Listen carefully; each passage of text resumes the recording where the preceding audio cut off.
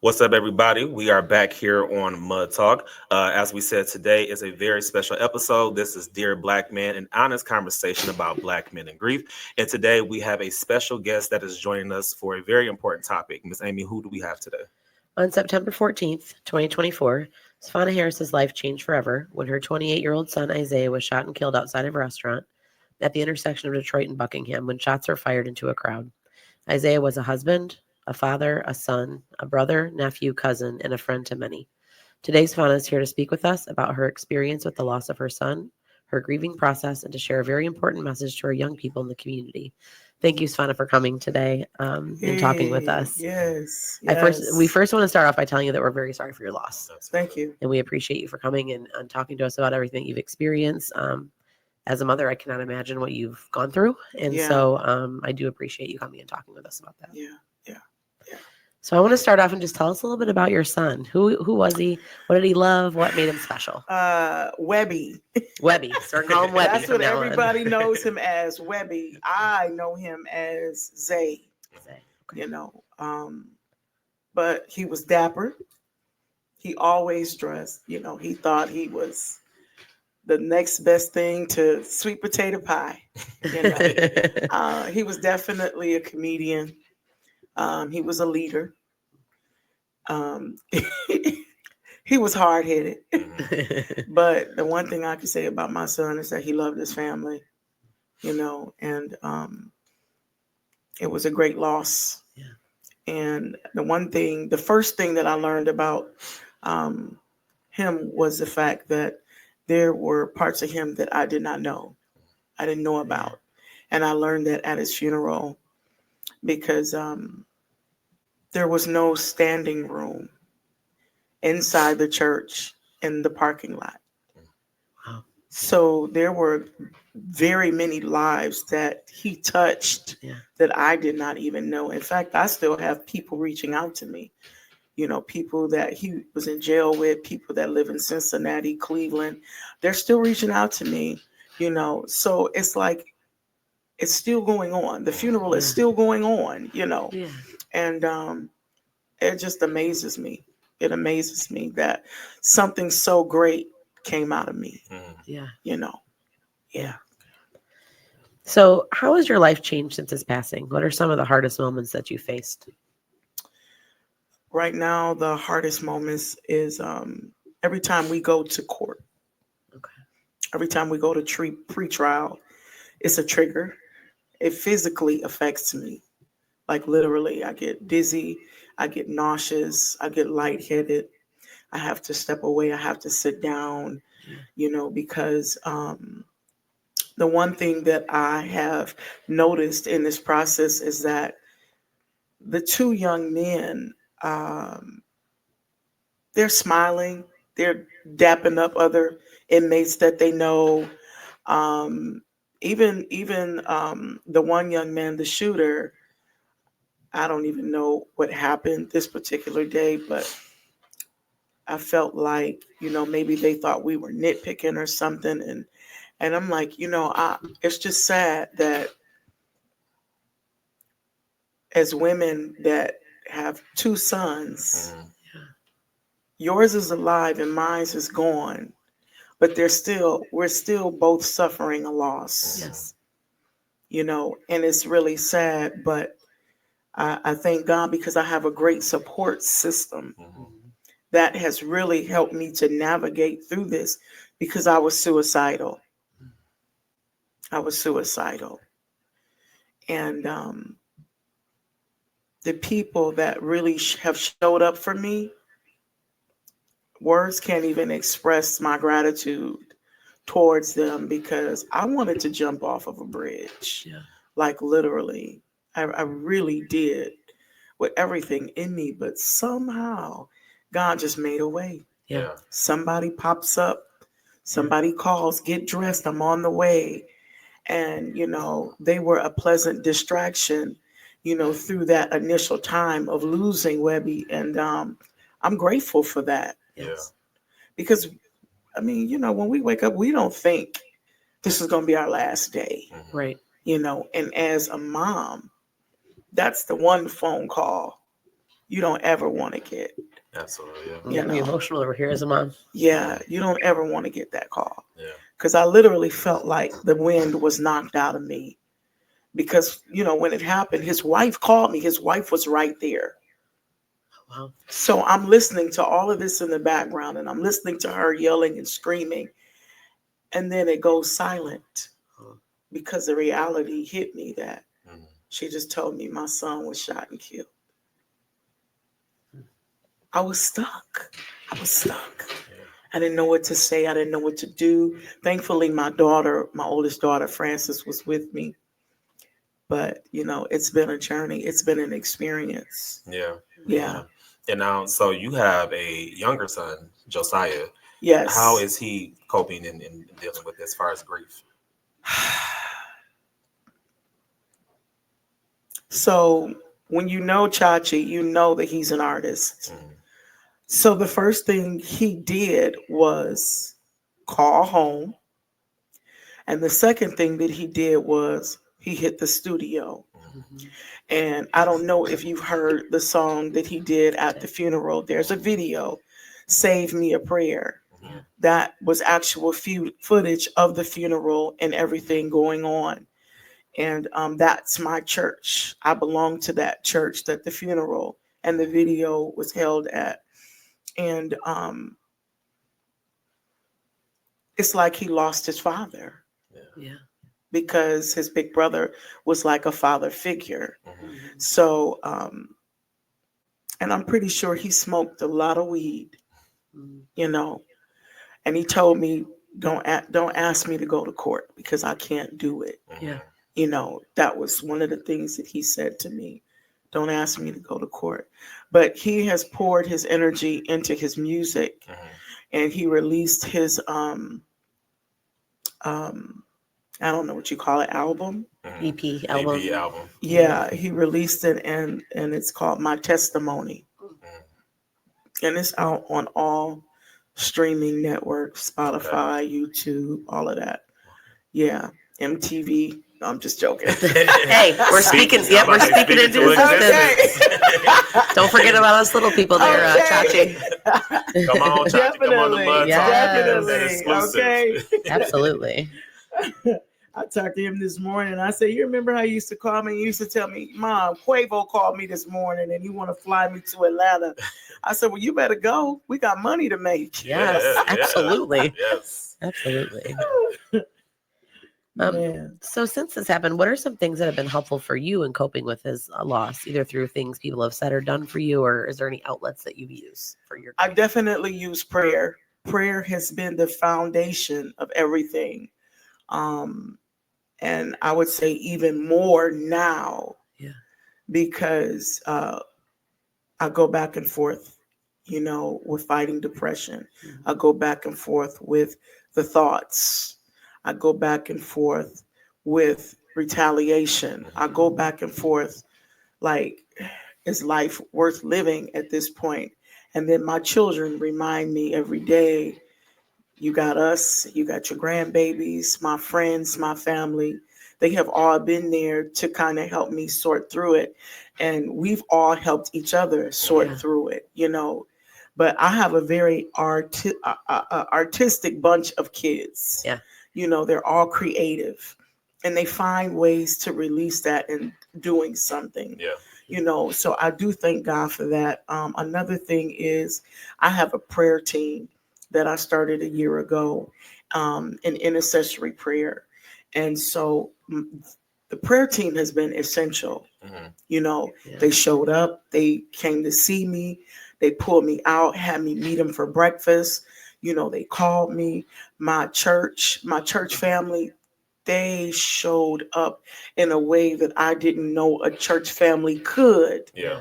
TRP, I want to give you a shout out, The Refreshing Place, 2500 Nebraska Avenue. Bishop Christopher Rao in the house. Yes. But I've never had a ministry show up for me the way that they did. Because mind you, I've buried my mom there and now my son. So yeah, they showed up for me and I'm forever grateful to them for that. Forever grateful. Absolutely. I mean, like I couldn't have asked for a better place to be, honestly. Yeah.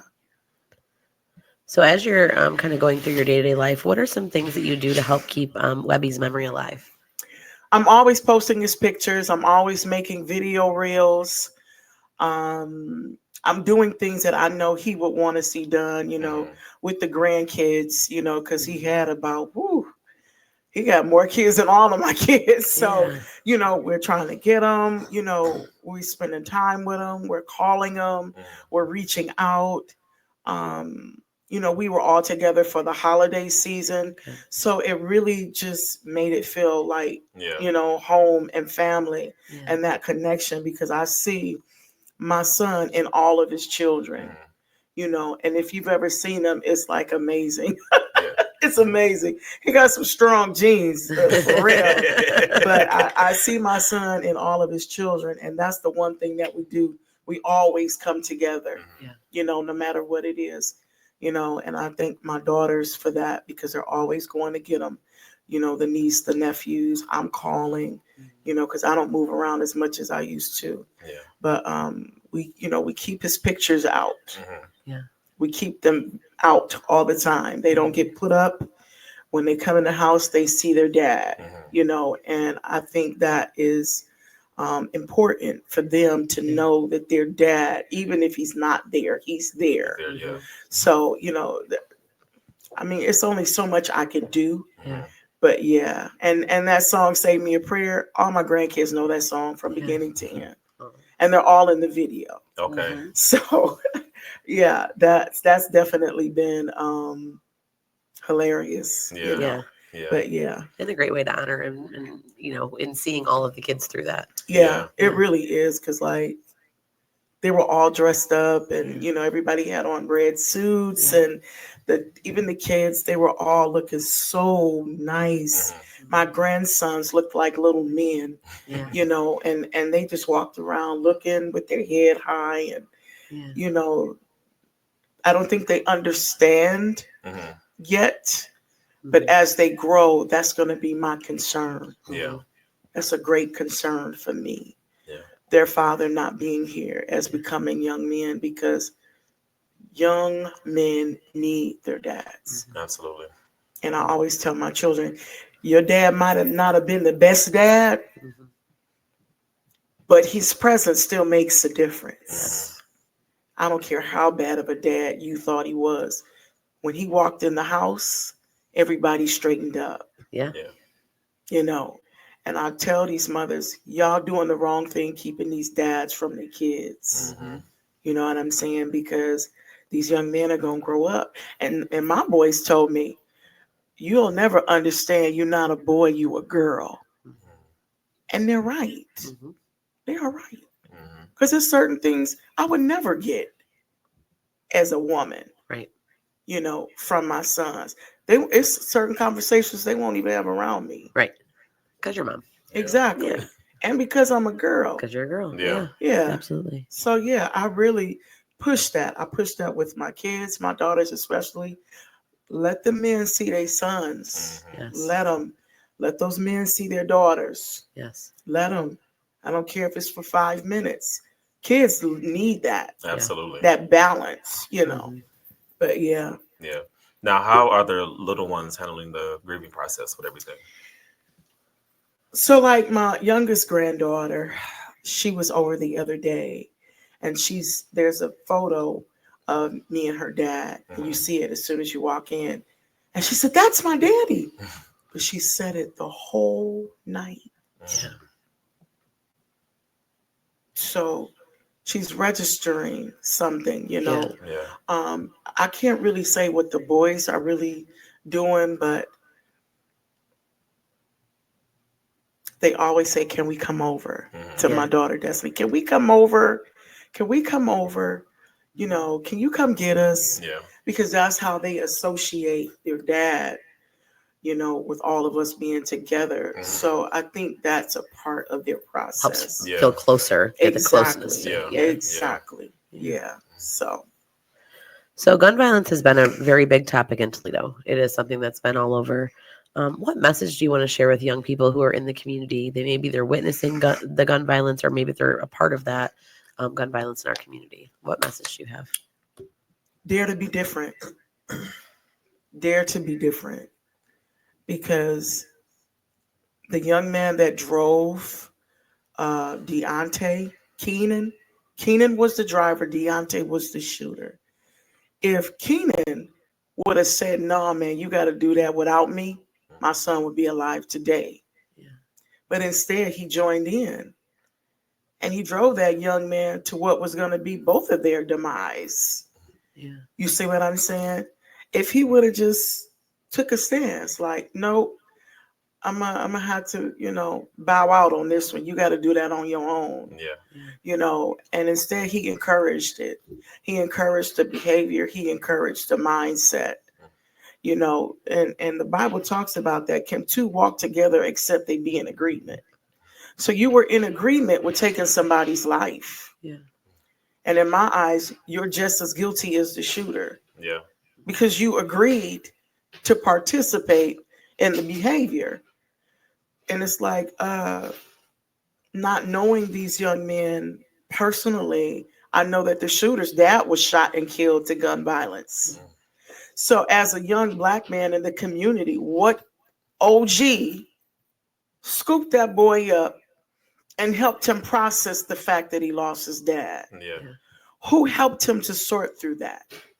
You know what I'm saying? And this is where I hold the men responsible and accountable, because as men, we teach young men how to behave. Yeah. So who were the examples in his life? And then as mothers, you question yourself. Because see, they're an extension of me. Yeah. My children are an extension of me. And when my son died, I told my kids this. I said, "You better act like you're the first family." I said, because your life is an open book right now. Yeah. Act like you are the president's daughter. Yeah. Because everything you do is being watched. Be on your best behavior. Don't go anywhere looking crazy. Keep your hair done. Okay? Yeah. Because we the first family right now. Yeah. Mm-hmm. And we were. Yeah. When we did that balloon release, Mm-hmm. it went viral. Over 20,000 views. That wasn't my goal. But the message, it affected more than the immediate people on the block. Yeah. You see what I'm saying? So, yeah, it changes your perspective. Mm-hmm. Because now I'm looking at kids like, "Hey, come on out that street. Come on over here. What's your name?" I'm trying to be more aware and conscious. Mm-hmm. I don't let my grandsons play with guns. Yes. And when they do, I take them. Yeah. And I tell their moms, don't let them do that. Mm-hmm. Because you're teaching them already. Yeah. You're desensitizing them to holding a gun. Guns are for protection. They're meant to be used in a proper way. Yes. But that's not our culture right now. Yeah. It's not our culture. It's to do whatever else, people want to do. And it starts at home. Yeah. It starts at home. I don't care what nobody say. It starts at home. Isaiah, he got his first charge at 11. Me and his dad were divorcing. He caught his first charge at 11, but they couldn't keep him because he was too young. But he was hurting. Yeah. Because his dad was gone. And at that moment, I had to make decisions, and I had to make them quick, because now he done got a taste of the street life. And it was a problem. I'm not going to say Isaiah was an angel, because he wasn't an angel. He had to grow out of a lot of his thinking and his behavior, But 11, he caught his first charge. He was the lookout kid. By 15, he was carrying a pistol, and he was the dope man. You know what I'm saying? But somewhere in all of that madness of him growing up and me instilling in him values and instilling in him having a relationship with God, something changed. And I know that that was the power of prayer, Absolutely. because that was one thing. They had to go to church. Mhm. Sunday, you already knew we was at church all day. If your friends spent the night, they had They're to in go to church. church too. Yeah. If they don't want to go to church, they can't come over. Yeah. And my kids already knew that. And I have their adult friends today. Like, I remember when we was at New Year's Eve service with you singing in the choir. Because they couldn't come over without that. Exactly. And they all wanted to be together. Yes. Yeah. But I thank God, because somewhere in all of that he was going through in his growing pains, it did something. Yeah. And he changed. And he never went back to jail. Yeah. He never went back. Yeah. And I'm grateful for that. Yeah. He did grow up. Yeah. He did. So, what do you want to say to Black men who are currently going through the grieving process of losing a family member, whether it's to gun violence or just natural cause or anything like that? What do you want to say to Black men who are going through the grieving process right now? You need a village. You gotta have a village. You got to have a village, because an idle mind is the devil's workshop. Mm-hmm. It really is. All you got to do is get by yourself and alone with your thoughts. Yeah. You say what I'm saying? And before you know it, it done took you places you never intended to be, because the grief can be so overwhelming. It'll be louder than any voice if we're not careful. Mm-hmm. We need a village. We need an accountability partner. We need somebody to check on us. Mm-hmm. But we also have to be an active participant in that process. Absolutely. Because a lot of Black men just feel like if they express themselves, then that means that they weak, or whatever. But no, it doesn't mean that you're weak. It means that you don't want to do nothing stupid. Mm-hmm. Yes. And you have to be vulnerable at some point, especially if you're going to go through the process of healing. Yeah. Because that process, you have to be candid. And sometimes it don't look good. And you're going to cry. Mm-hmm. But it don't make you less of a man. It makes you stronger, honestly. Because now you can communicate exactly what you're feeling. But you need a village. Yes. You got to have a village. It is necessary. It is of great importance. It will be the difference between life and death. Mm-hmm. It'll be the difference between being free and being in a joint. So you need a village. Yes. off the jump. You got to have that circle.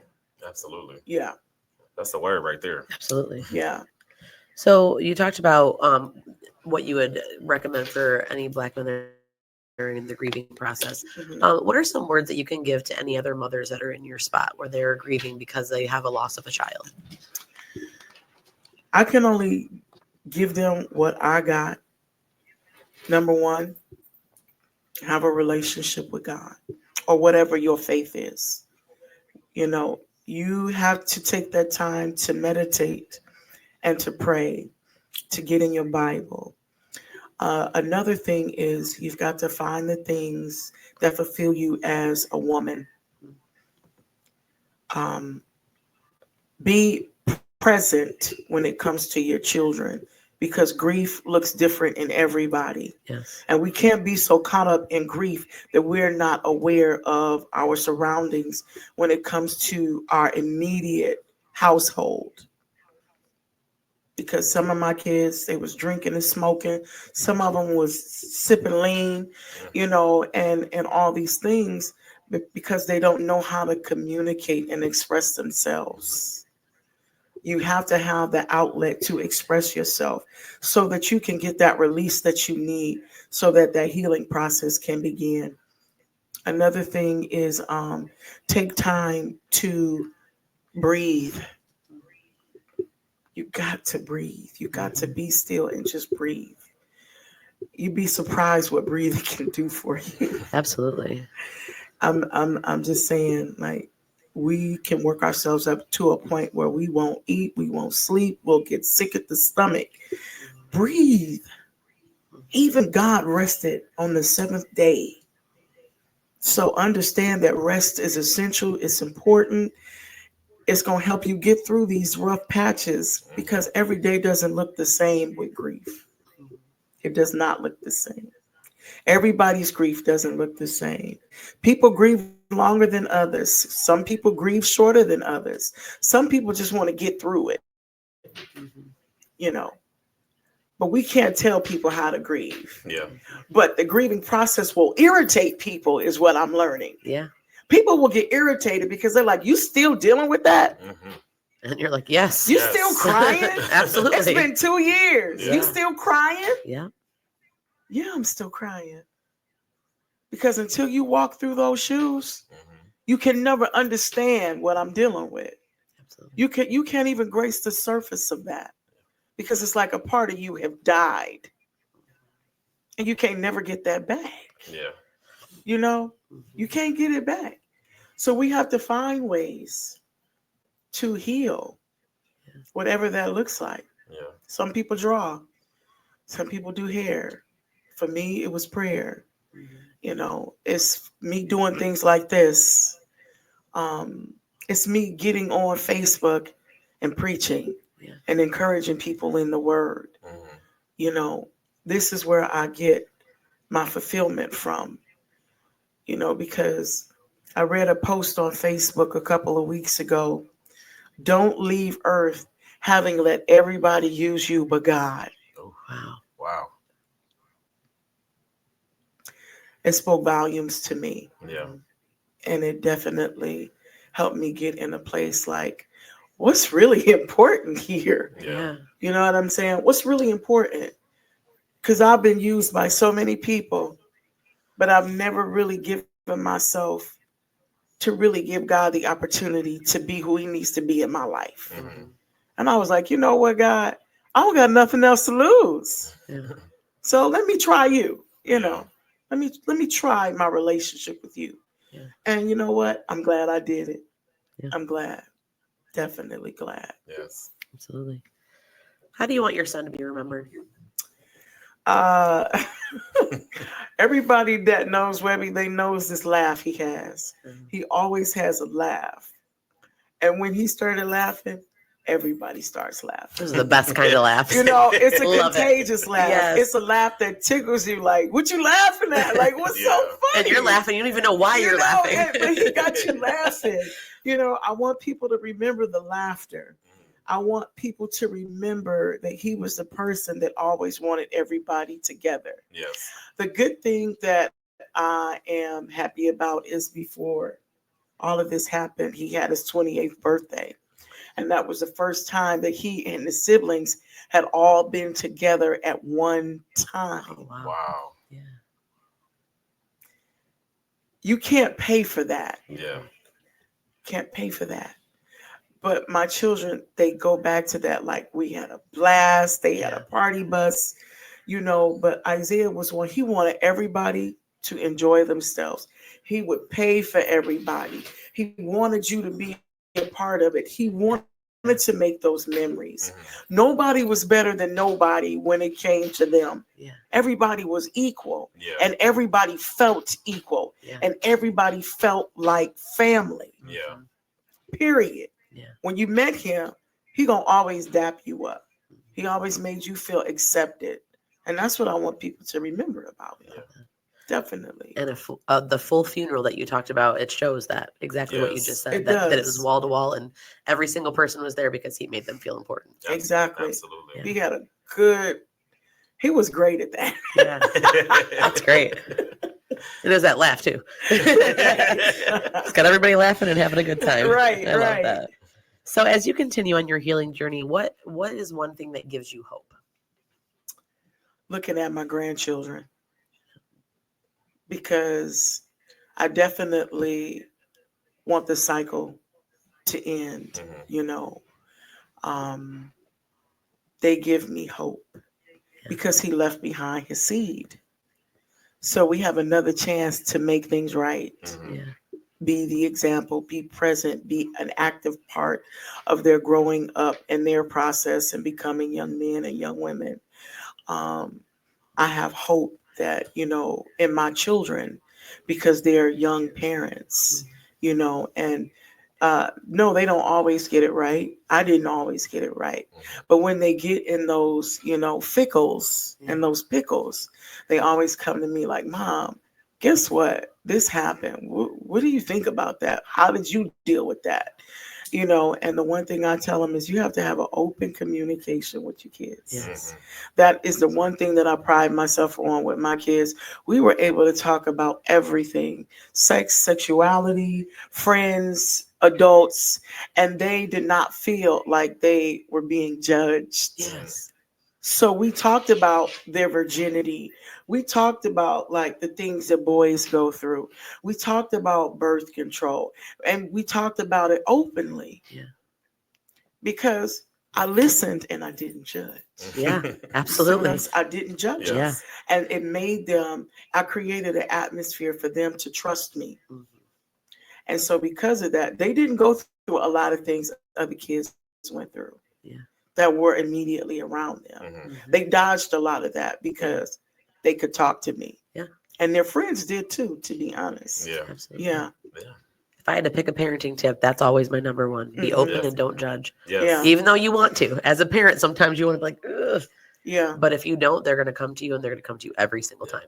Yeah. And I love that. We yeah. listen and we don't judge is like the best thing ever created on social Absolutely. media. I believe so. One of the most positive things. I know. completely agree. I Yeah. find myself sending it to kids all the time, like, I listen and I don't judge. As long as you're really not judging. I'm not judging. I mean, not out loud. But Right. Exactly. Although your face. Not out loud. Not out loud. Okay. But you know what? Even as a parent, sometimes you might have to sit there and listen. And you Yes. in your head are going, that is not the right choice. Yeah, you But- need a mouthpiece because Right. your teeth are grinding. Absolutely. Okay. Absolutely. Like, ooh. Yes. Yes. But yeah, I we agree. didn't have that. We don't have a judgment zone in our household, in our relationships. Even today, my kids talk to me openly, and I'm like, why? Yeah. Why are you telling me this? Like, I really I don't feel want to that. know, Yeah. but okay. I feel the same way. You My kids do know. that. I'm like, oh, All I right. didn't need to know all that. Mama, I need you to listen, okay? Yep. I don't want to hear this, but okay, Yeah. you know. I feel that. It's crazy, but yeah. That is yeah. that is a great parenting tip, though. Absolutely. Now, if anyone wants to come out and have you do any speaking engagements or anything like that, how can they get in contact with you? So you can always reach me on Facebook. My name is Safonna Harris. On Instagram, I am S Harris 43. I just changed my TikTok to Safonna H. On Facebook, my son is my picture and my family's behind it. But everything I do pretty much seems to go viral I love when that. it comes to Facebook for some reason. So, you know, there's always a way. And it's been interesting because the last couple of weeks I've been running into people that have been at my son's funeral. And, you know, like I just met a lady who just joined my prayer group. Okay. Right? And she said, I've been praying to meet you. Wow. I said, huh? She introduced herself. We were at Five Below. Mm. Uh-huh. And I was standing there. She was standing at the door. She looked at me. She said, I've been praying to meet you. And I'm looking and I'm like, okay, who are you? She introduced herself and she said, I was at your son's funeral and I was at your son's repast. Wow. I didn't know. I was in another world. Yeah. Yeah. But she was there through it all. And she said, I've been wanting to meet you. And now we're connected. Yeah. I met another friend of mine I haven't seen in years. Now we're reconnected, Yeah. you know, and so losing my son has reconnected me with a lot of people, all his childhood friends. But somebody that knows somebody can always reach me. Absolutely. Yeah. Definitely, they can always reach me. Is there any last messages that you want to put out there? Anything else that you want to share that you think the community needs to hear? The one thing I'm going to say is never underestimate what your kids know. Always go in their rooms Mhm. and look through their boxes, look under their beds, look in their shoe boxes. Yes. It's those shoe boxes. It's the shoe boxes. is. I'm telling you. Look in the pillowcase, look under the mattress. Go and do random sweeps in your kid's room. You'd be surprised the stuff you come across. And when you see it, don't judge them. Don't judge them. Yeah.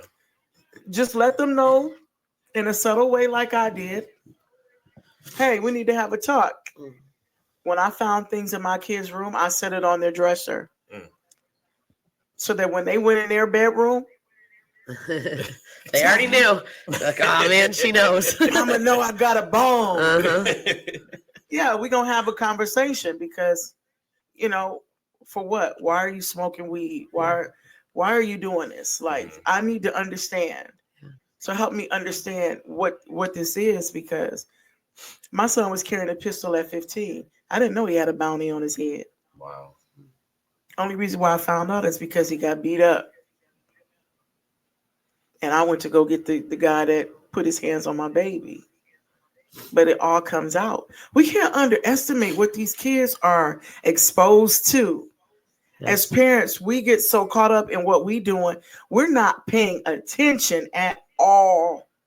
We're not conscious because we so caught up in Facebook and social media and the drama. You're not even understanding or noticing that your kid is crying out for help. Yeah. So as parents, we got to be sensitive when we come home from work. We have got to leave work outside the door and be focused and present on our kids. Make them put those phones down. Mm-hmm. Put them down. Yes. It's a time and a place for everything, but definitely do the conversations that are uncomfortable. Talk about sexuality and how present it is in high school. Yeah.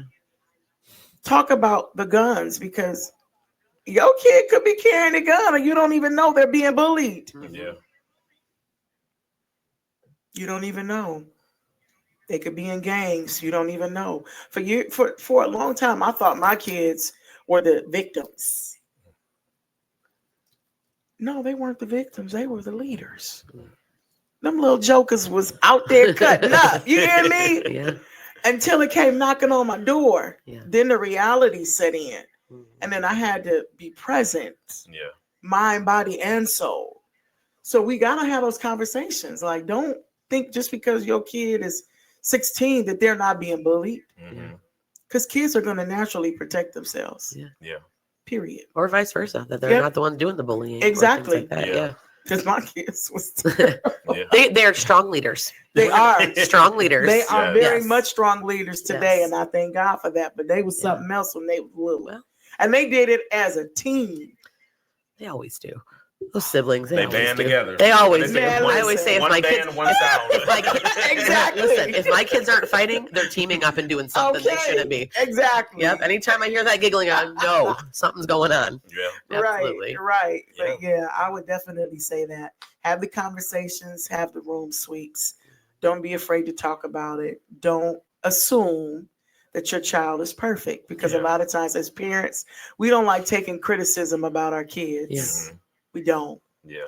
We don't want to deal with that reality, But if you don't, it could be the difference between life and death. Yes.